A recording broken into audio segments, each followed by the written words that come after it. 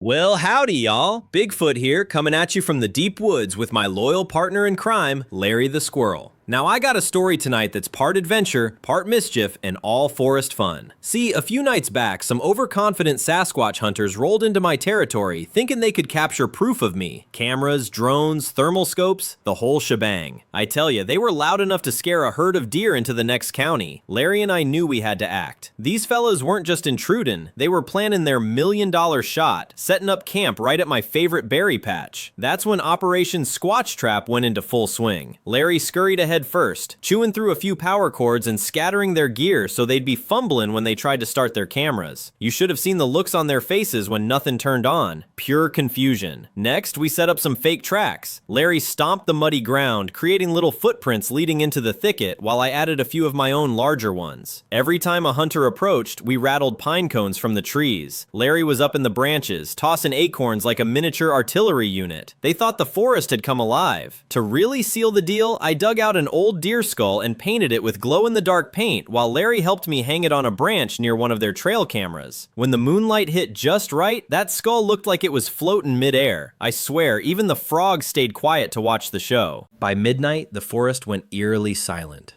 The hunters were sprawled around their camp, whispering about noises and shadows, while Larry and I watched from a safe distance. Then, bam! A swinging pinecone knocked one of them over. He yelled, "It's attacking!" and scrambled, tripping over his own camera tripod. Larry threw a handful of acorns for extra effect, making it sound like the forest itself was living and fighting back. One hunter ran headfirst into a tree while the other tried to chase shadows. That's when I swung the glowing skull into view. Their flashlights bounced off the paint, and they swore they were looking at a ghost. Larry zipped from branch to branch, squeaking and making even more racket.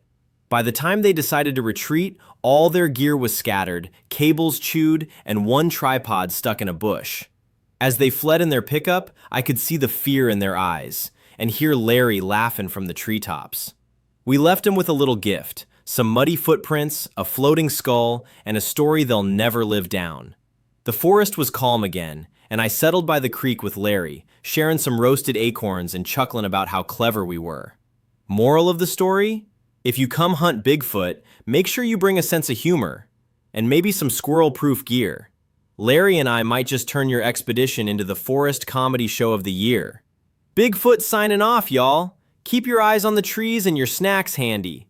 You never know who's watching, or what tiny paws might be helping in the shadows.